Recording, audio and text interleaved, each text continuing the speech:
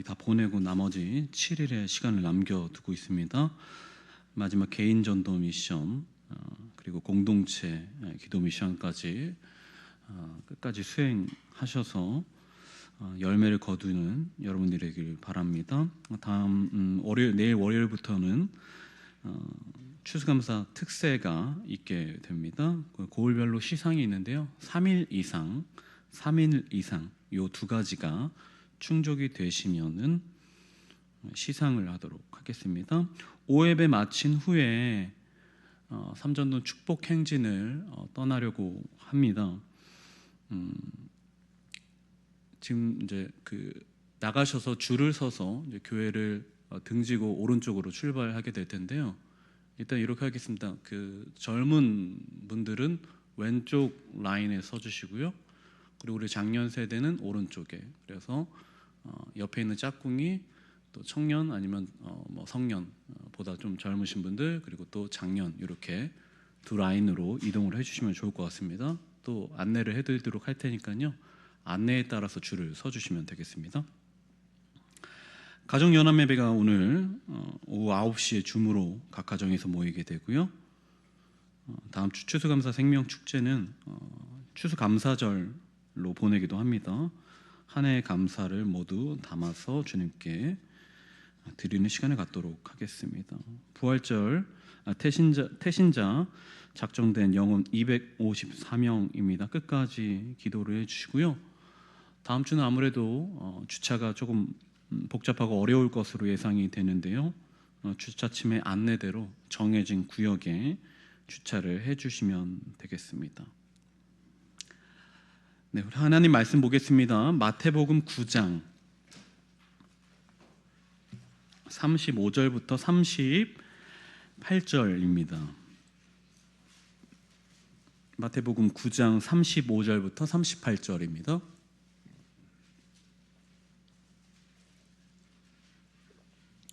신약성경 15면에 있습니다. 마태복음 9장 35절부터 38절입니다.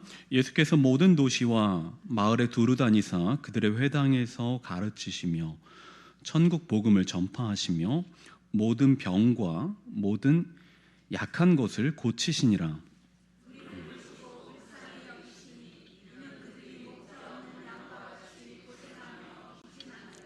이에 제자들에게 이르시되 추수할 것은 많되 일꾼이 적으니 그러므로 추수하는 일꾼에게 청하여 추수한 일꾼들을 보내주소서 하라 하시니라. 아멘. 할렐루야.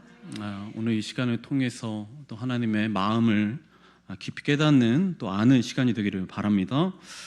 오늘 본문은요, 이제 흔히 갈릴리 2차 갈릴리 사역이라고 명명할 수 있습니다. 이제 예수님께서 이제 갈릴리 사역을 주로 하셨는데 예수님께서 계속해서 그리고 처음부터 끝까지 하셨던 방법, 예수님의 사역을 나눈다라면 이렇게 될 수 있죠.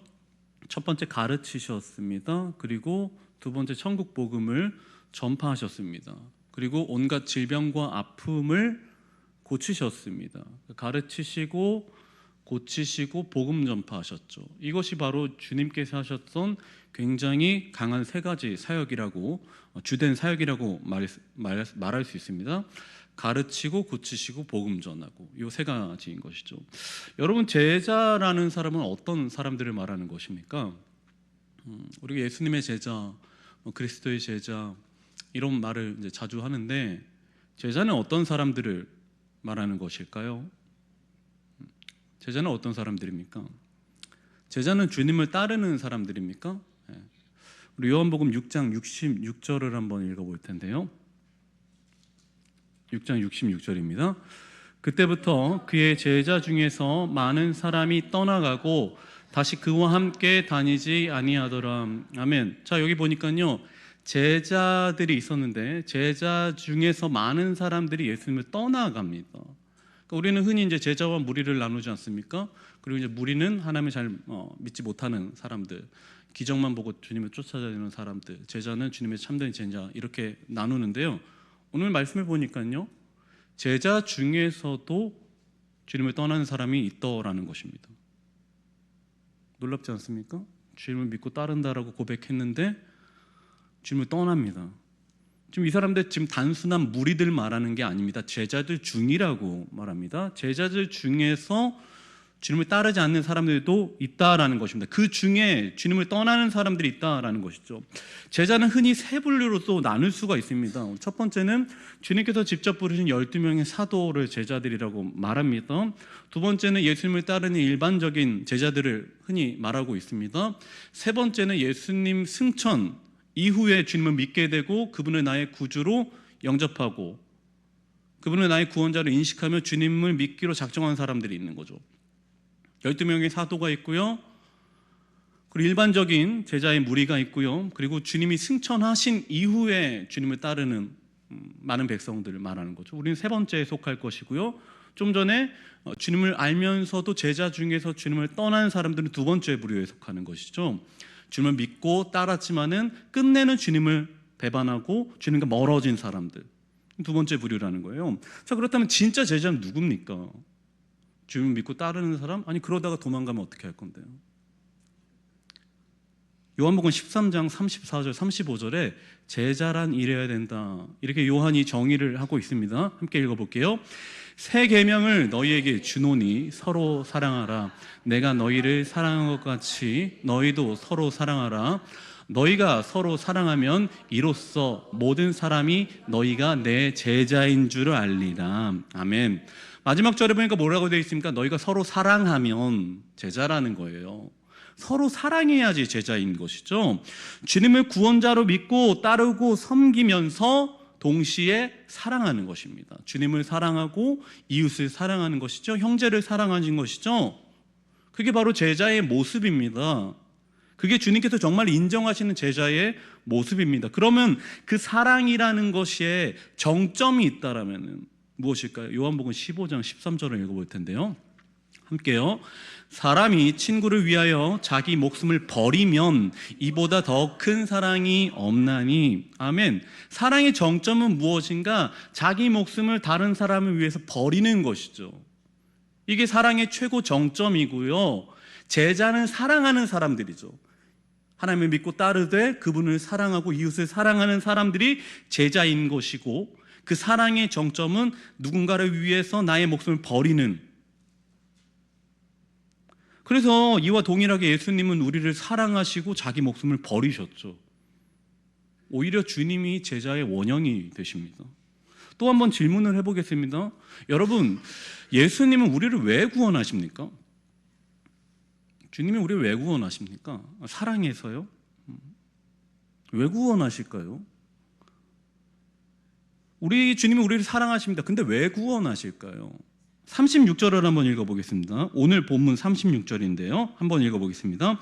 무리를 보시고 불쌍히 여기시니 이는 그들이 목자 없는 양과 같이 고생하며 기진함이라. 아멘. 우리 주님께서는요, 우리를 봤을 때 불쌍한 거예요. 무리를 보시고 불쌍히 여기셨다라는 것입니다. 그들이 목자 없는 양같이 기진하며 고생하며 막 정처 없이 떠돌아다니는 그 모습을 보고 불쌍한 거예요. 하나님은 우리를 사랑하시죠. 근데 인간을 구원하시는 하나님의 성품, 하나님의 마음은 무엇이냐? 그 사람이 불쌍한 거예요. 아무것도 모르고 음부로 가고 있는, 우리가 말하는 그 지옥으로 발걸음을 막 하고 있는 그 영혼을 보고 불쌍함을 느끼신 겁니다. 그래서 구원하시는 것이죠. 그러니 그 마음을 억제하지 못하시고 신이신 하나님이 하늘에 계셔야 되는 예수님이 이 땅으로 내려오신 거죠. 불쌍하니까, 애처로우니까. 그래서 오늘 읽었던 이 9장의 36절은요 우리에게 어떤 것을 제공하느냐, 바로 이 사람에 대한 연민, 사람을 불쌍하게 여기는 이 마음가짐, 마음의 중심이 선교의 기초를 구성합니다. 그러니까 복음의 기저에는, 복음 전파의 기저에는 어떤 마음이 늘 있어야 되는가? 바로 애통하는 마음이 있는 거죠. 불쌍한 거예요.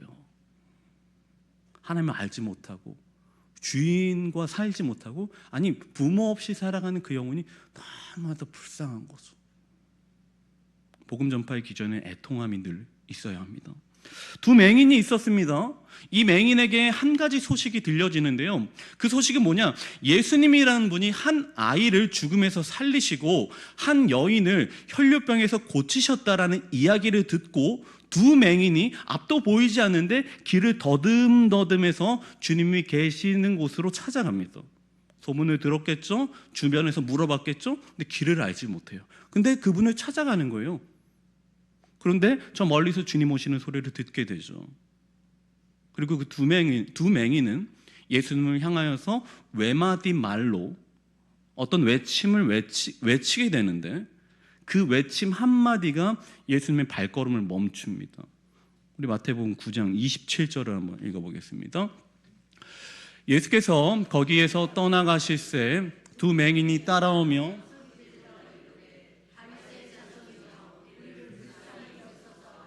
아멘. 그렇죠. 두 맹인은요, 예수님의 실존을 알았습니다. 그분이 어떤 분이신지 알았어요. 다윗의 자손이라는 것을 알았습니다. 그것은 예수님을 향한 아주 정확한 표현이죠. 야, 다윗의 자손이신 예수님, 우리의 왕이신 예수님. 근데 그 자리에서 예수님의 발걸음을 멈추게 한 말은 무엇인가? 하나님, 예수님, 우리를 불쌍히 여기소서 하는 거예요. 주님, 우리를 불쌍히 여기소서. 자, 과부의 아들이 죽었습니다. 과부의 아들이 죽었습니다. 어미의 유일한 소망, 남겨진 나의 삶의 유일한 이유, 하나밖에 없는 아들이 죽음을 맞이합니다. 그 소식 자체가요, 예수님의 가슴을 저릿하게 만들었어요. 과부의 아들이 죽었다니, 그 듣기만 해도 생각만 해도 너무나도 마음이 안타깝지 않습니까? 그래가지고 예수님께서 그에게 찾아가셨죠. 누가복음 7장 13절을 읽어볼 텐데요. 함께 읽어볼게요.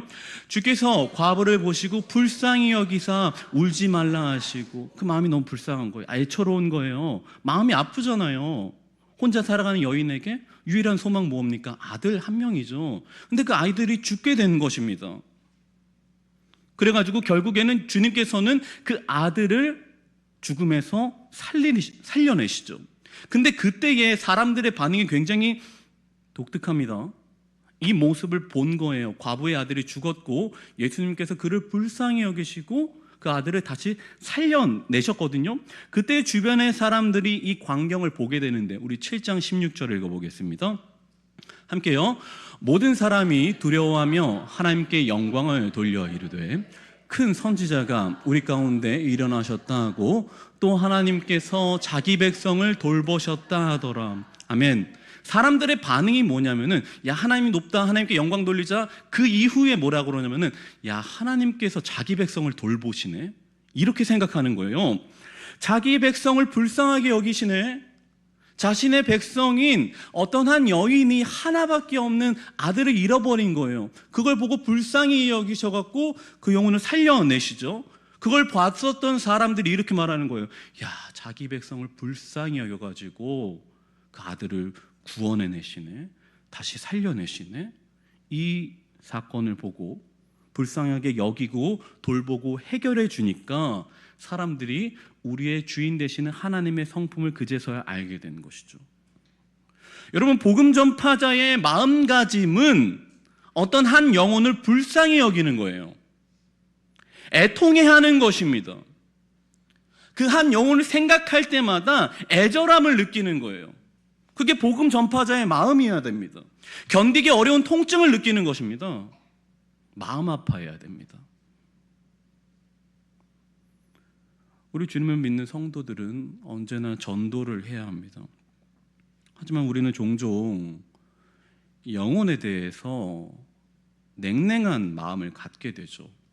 우리에게 뜨거웠던 마음이 전혀 없는 게 아니에요. 언젠간 뜨거웠어요. 근데 어느 순간 냉랭해졌죠. 한 영혼을 생각할 때 마음이 아프지 않은 거죠. 저에게는 누나 한 명이 있어요.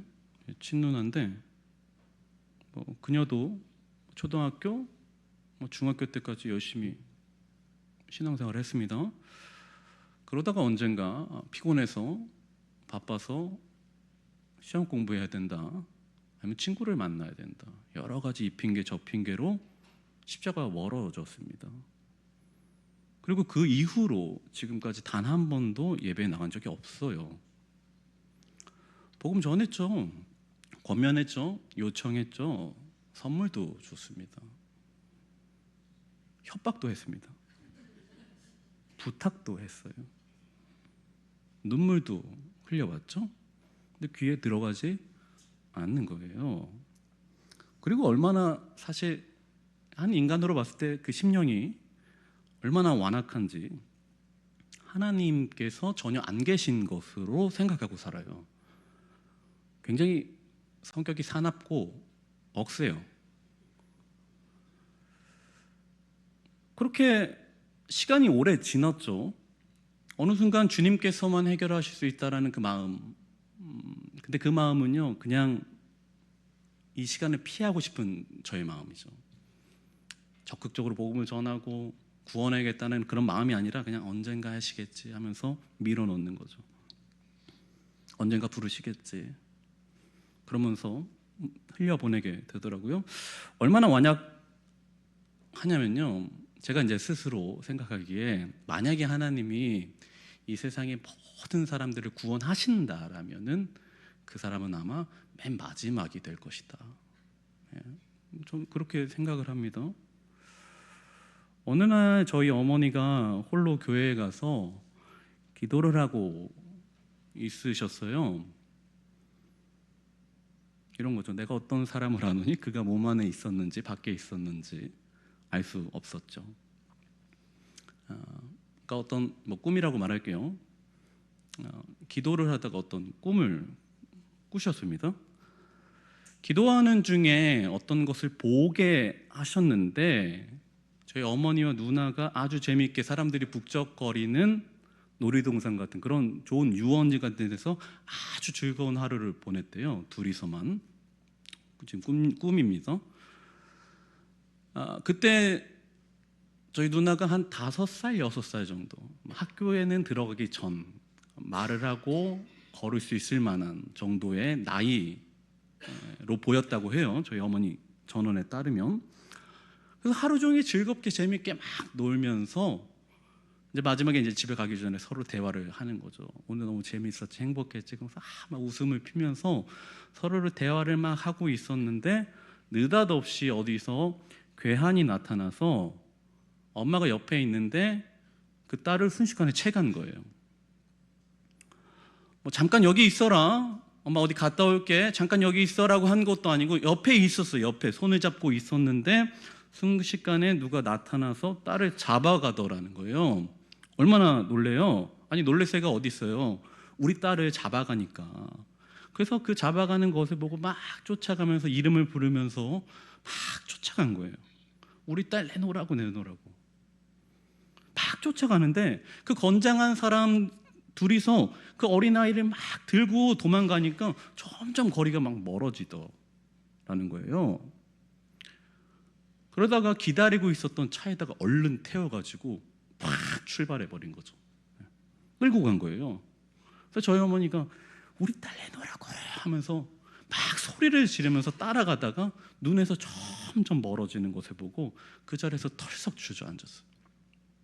얼마나 가슴이 아프던지, 얼마나 그 가슴이 미어지던지 통곡을 하면서 정말 그 창자가 끊어지는 그 고통 가운데 막 울부짖으면서 우리 딸 내놓으라고 하면서 막 땅을 친 거예요.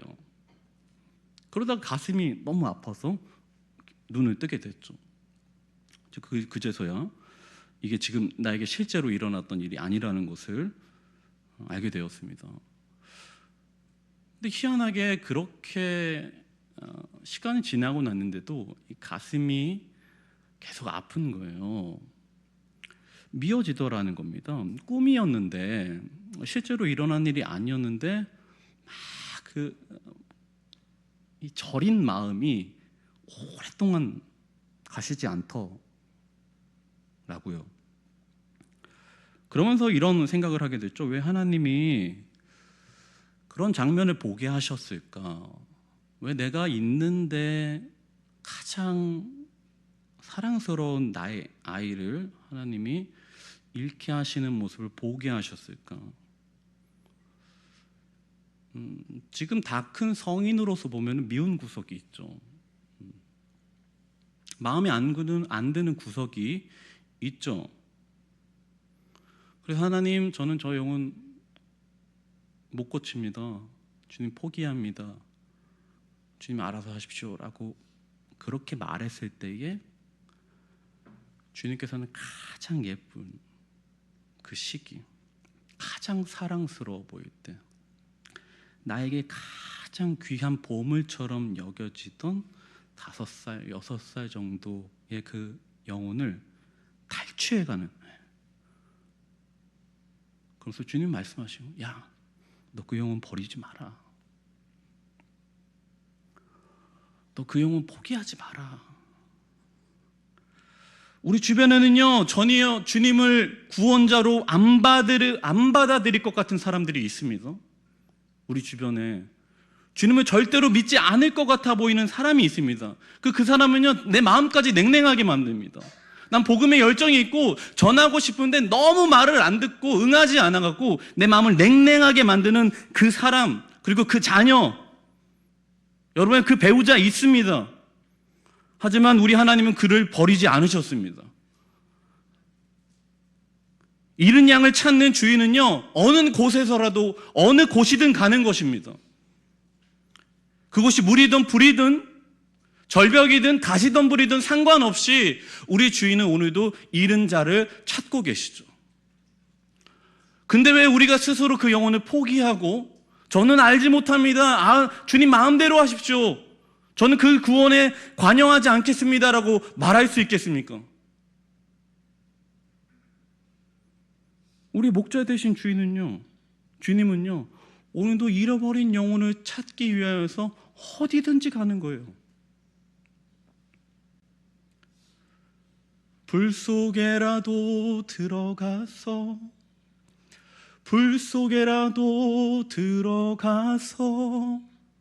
세상에 널리 전하리 주의 사랑을. 여러분, 목자 없는 양같이 유리하며 갈 바를 모르는 자들에게 우리 목자 되시는 주님을 소개시켜 줍시다. 그들을 품고 애절하게 그리고 애통한 마음으로 기도합시다. 우리 함께 기도하실 텐데요, 우리에게도 주님의 마음을 알기를 원합니다. 하나님, 냉랭해져 있는 우리의 마음, 영혼을 보고 또 못 본 채 하고 있는 우리를 불쌍히 여겨 주시옵소서. 주님께서는 부모 없이 주인 없이 길을 헤매고 있는 그 영혼을 불쌍히 여기셨습니다. 그들을 보고 애통해 하셨습니다. 애절하게 보셨습니다. 마음을 아파하셨습니다. 하나님, 우리도 우리 주변에 주님을 알지 못하는 그 영혼들을 보고 못 본 채 아니 본 채 지나가지 아니하고 그 영혼들을 향한 애절한 마음, 애통한 마음, 눈물 뿌려 하나님 그를 구원하여 주시옵소서라는 간구의 기도를 드릴 수 있는 주님의 자녀들이 되기를 원합니다. 참 제자가 되기를 원합니다. 우리 이러한 기도 제목으로 여러분이 품으셨었던 그 영혼 한 명 한 명을 놓고 하나님 아버지 앞에 그를 구원하여 주시옵소서, 그를 만나 주시옵소서. 우리 함께 주님께 기도를 올려드립시다. 하나님 아버지 감사합니다. 아버지 그 영혼 아버지 살려주시옵소서, 불러주시옵소서, 부어주시옵소서. 아버지 하나님, 우리는 포기하였습니다. 하나님 그 영혼 아버지 못 본 채 하였습니다. 그 영혼이 아버지 돌아올 것 같지 않아서 우리는 포기하였습니다. 버렸습니다. 그 영혼을 아버지 사랑스럽게 여기지 않았습니다. 단 한 번도 그를 위하여서 나의 생명과 나의 시간을 드리려고 작정하지 못하였습니다. 하나님, 우리를 불쌍히 여겨 주시옵소서. 그 영혼을 불쌍히 여겨 주시어서 오늘 이 아버지 시간 가운데 하나님 그를 부르시고 우리 아버지의 소리를 통하여서, 우리 외치는 소리를 통하여서, 우리가 갖고 있는 그 마음을 통하여서 복음 전파를 통하여서 그 영혼들이 돌아올 수 있는 기회를 하나님 허락하여 주시옵소서. 아버지, 세상에서 주인 없이 또 갈 바를 알지 못하여서 헤매고 있는 영혼들이 주님 앞에 돌아와서 주님을 만나는 시간 될 수 있도록 도와주시옵소서. 가장 사랑스러운, 가장 귀한 그 영혼을 아버지 잃어버렸을 때 우리의 마음이 하나님 우리의 주님의 심령과 같다라는 것을 깨닫기를 원합니다. 아버지, 그 영혼을 바라보고 마음 아파하는 영혼 될 수 있도록 도와주시옵소서.